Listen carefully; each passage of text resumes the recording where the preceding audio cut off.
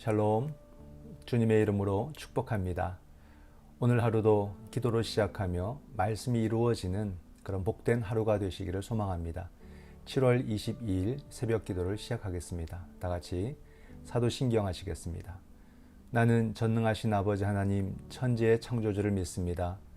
나는 그의 유일하신 아들 우리 주 예수 그리스도를 믿습니다.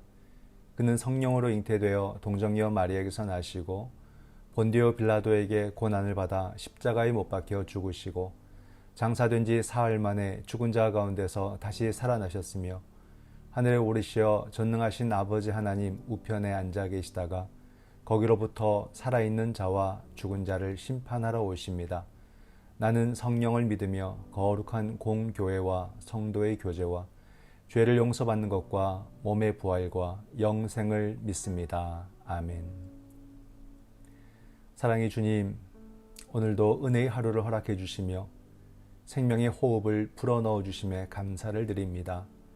이 하루도 풍성한 은총을 경험하는 복된 하루가 되게 하시고 주님의 영광을 나타내는 사명의 하루가 되게 하여 주시옵소서. 이 아침도 우리 주님 음성 듣기를 간절히 바라고 원하오며 예수님의 이름으로 기도드립니다. 아멘. 찬송가 401장입니다.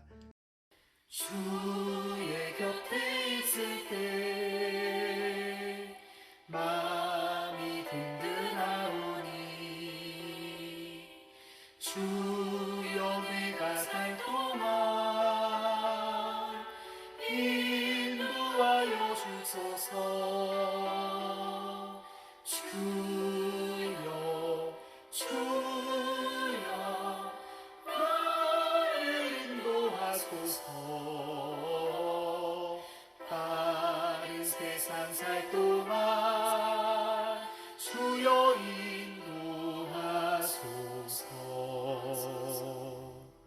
피난처인 예수여 세상 물결어갈 때 크신 은혜 베푸사 나를 숨겨주소서. 주여 나를 인도하소서. 다른 세상 살 동안 주여 인도하소서. 세상 풍파 지난 후 영화로운 나라와 눈물 없는 곳으로 들어가게 하소서. 주여 나를 인도하소서. 다른 세상 살 동안 주여 인도하소서.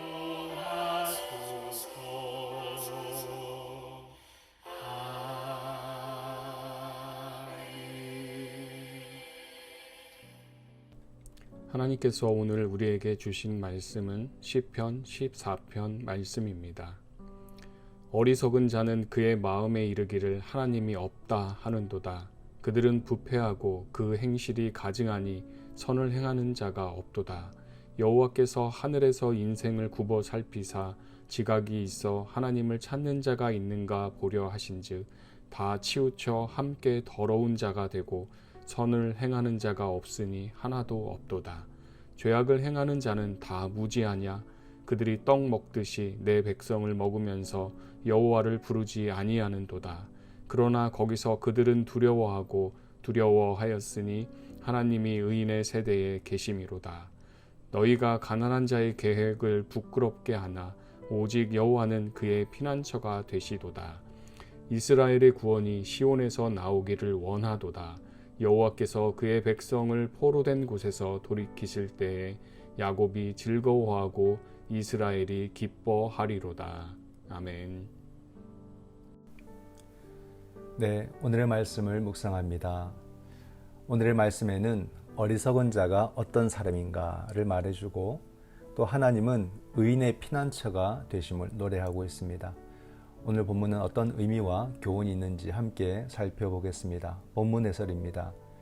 하나님은 모든 존재의 근원이요 선하신 분입니다.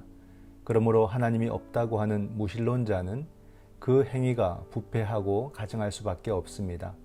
그들은 사람을 귀히 여기지 않으며 특히 힘없는 자에게 폭력적입니다. 그들 중에는 선을 행하는 자가 없습니다. 세상은 이런 어리석은 자들로 가득합니다. 하나님이 그분을 찾는 지각 있는 자가 있는지 굽어보시지만 모두 올바른 길에서 벗어나서 부패해져 선을 행하는 자가 하나도 없습니다. 악을 행하는 자들은 연약한 백성을 떡 먹듯 먹으며 그들의 희생 위에서 삶을 즐깁니다. 하나님을 부르지 않는 사람은 하나님이 싫어하시는 죄악에도 무감각합니다. 성경에서 말하는 어리석은 자는 어떤 사람입니까? 하나님이 없다고 하는 사람과 하나님을 인정하는 사람의 삶에는 어떤 차이가 있습니까? 본문 해설 속에 보면 하나님은 모든 존재의 근원이시고 선하신 분이시다 라고 정의를 하고 있죠. 그리고 하나님은 하나님을 찾는 지각 있는 자를 찾으시지만 악을 행하는 자들밖에 보이지 않는다 라고 이야기를 하고 있습니다. 오늘의 시편을 가만히 보면은 그 무신론자들을 비판하는 글처럼 보입니다. 하지만 오늘날이라면 신을 믿지 않는 사람들이 많겠지만 고대 세계를 한번 생각해 보십시오. 과학이 발달되지 않고 의학이 발달되지 않은 그런 시대에는 전적으로 신에 의존하는 그런 시대입니다. 그렇게 본다면 오늘 본문에서 다윗이 말하는 하나님이 없다고 말하는 악인들은 누구를 가리키고 있는 것인가? 바로 하나님을 믿는다고 하면서도 일상에서는 마치 하나님이 안 계신 것처럼 살아가는 그런 사람들을 의미합니다. 교회를 다니면서도 교인다움이 없는 사람들, 그리스도를 믿으면서도 예수 정신과 무관한 사람들을 의미하는 거죠. 하나님이 안 계시는 것처럼 사는 자들을 다윗은 어리석다, 딱 이렇게 말을 합니다. 하나님이 안 계신 것처럼 산다는 말은요, 안 계신 것으로 믿고 고백한다는 말이 아니라 신앙의 가치대로 선을 행하지 않는 모습을 의미하는 것입니다. 다윗이 뭐라 말합니까? 선을 행하는 자가 하나도 없다 이렇게 말하잖아요. 이것은 두 가지 의미를 가리킵니다. 선을 행하는 자가 하나도 없다. 이것은 첫 번째는 우리 삶의 이중성이에요. 신앙과 삶의 일치에 힘쓰기보다 신앙은 신앙이고 세상에서의 삶은 또 그곳에서의 가치를 적용하면서 산다 이렇게 생각을 하는 거죠. 또 하나는 하나님은 우리 삶을 지켜보신다라는 것입니다. 선을 행하는 자가 하나도 없다는 것을 보신다는 거죠. 하나님은 우리의 삶을 지켜보신다. 우리 생활을 지켜보시는 분이 하나님이시다. 그러면 우리는 어떻게 살아야 되겠습니까? 그리스도인은 신앙과 삶의 일치를 위해서 힘써야 됩니다. 신앙을 갖지만 세상에서는 세상의 방식이 있죠. 그 방식대로 살지만 그 안에서 신앙적 판단과 가치가 늘 작용을 해야 되는 것입니다. 그게 바로 신앙과 삶의 일치를 위해서 힘쓰는 삶입니다.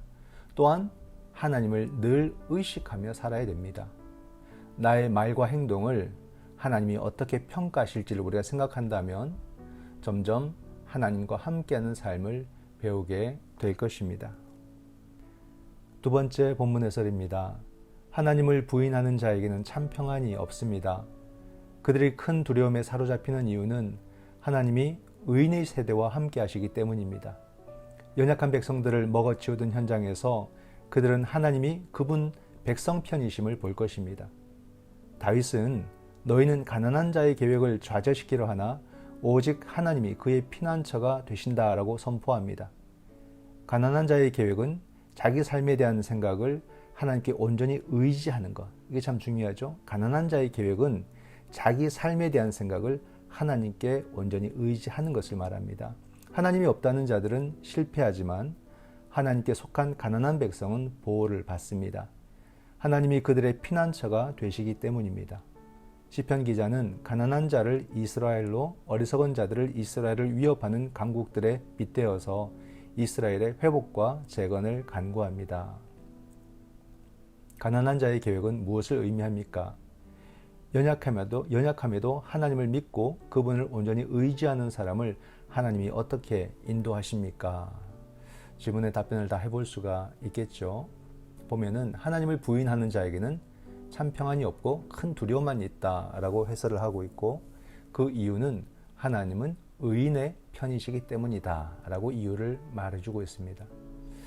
다윗은 권력과 또 힘을 약한 자, 가난한 자를 위해서 사용하지 않는 자들에 대해서 무지하다 이렇게 꾸짖고 있습니다.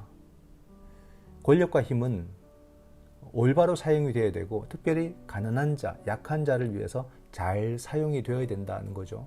왜냐하면 하나님이 또 그런 자들을 두렵게 할 것이기 때문에, 힘을 함부로 사용하는 자들을 하나님이 두렵게 하신다는 겁니다. 그러면서 하나님은 가난한 자들의 피난처와 구원자가 되신다라고 다윗은 노래하고 있습니다. 이런 현상은 시대를 불문하고 나타나는 모습이죠. 권력을 가지면 보세요. 심지어 믿는 자들 중에도 믿는 자들이 권력의 자리에 많이 올라가잖아요. 거기서 보면 많은 사람들이 어떻게든 자기 배만 채우려는 모습을 보여줍니다. 참 안타깝죠. 그러고서는 하나님이 복 주셨다 이렇게 또 표현을 합니다. 얼마나 안타깝습니까? 이런 자들은 오히려 하나님의 심판의 대상이 됨을 알아야 됩니다. 하나님은 이들로 인해서 피해 입은 자들의 편이 되시고 그들의 구원자가 되신다는 것을 오늘 다윗이 고백을 해주고 있거든요. 우리는 분명히 기억해야 됩니다. 사회에서의 권한도 크든 작든 선하게 사용해야 됩니다. 이게 굉장히 중요합니다. 그러기 위해서는요, 예배를 통해서, 말씀을 통해서 선하게 사용하는 법을 배워야 됩니다. 그 힘을 길러야 돼요. 나는 안 그럴 것이다 라는 아니라는 생각을 버려야 됩니다. 왜냐하면요, 우리가 사는 모습을 가만히 보면은 가진 자들이 사는 모습을 쫓아가고 닮아가려고 아둥바둥하는 모습들이 그대로 보여지거든요. 그러므로 우리는 어떠한 상황에서든지 믿음을 사용해서 선을 행하는 법을 교회를 통해서 잘 배워나가야 될 것입니다. 오늘도 우리는 하나님 있음을 믿고 하나님 앞에서 살아가시는 선한 청지기가 되시기를 주님의 이름으로 축원드립니다. 아멘. 기도하겠습니다. 거룩하신 하나님, 은혜에 감사드립니다.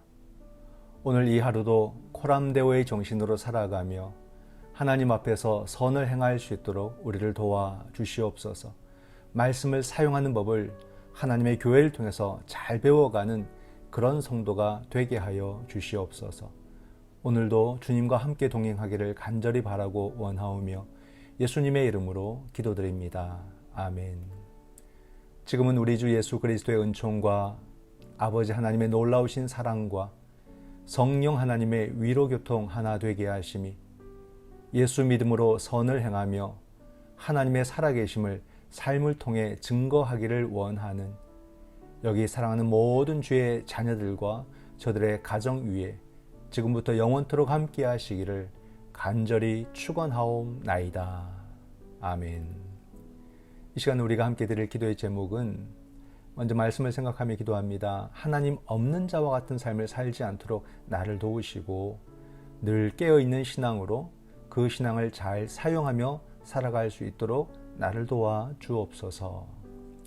확산하는 코로나의 상황에 대해서 굽어 살피시는 하나님의 도움이 있기를 원합니다. 주여, 이 상황도 살펴주시고 이 질병의 확산을 하나님께서 막아주시옵소서.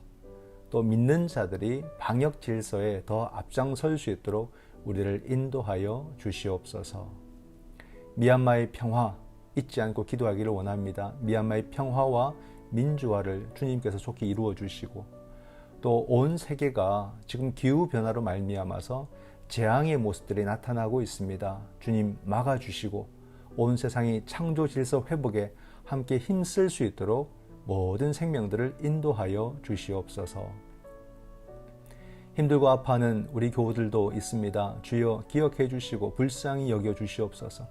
질병을 꼭 고쳐 주옵소서. 그 고통과 아픔을 주님께서 치유해 주시고 그 마음의 괴로움을 주님께서 치유해 주시고 가난에서 벗어날 수 있도록 주여 은혜를 베풀어 주시옵소서. 우리의 가정을 주님께서 은총 가운데 붙들어 주시고 믿음의 가정이 되게 하시고 말씀과 기도의 가정이 되게 하시고 하나님과 동행하는 복된 가정 또 모든 권속들이 되게 하여 주시옵소서. 다 같이 함께 기도하시겠습니다.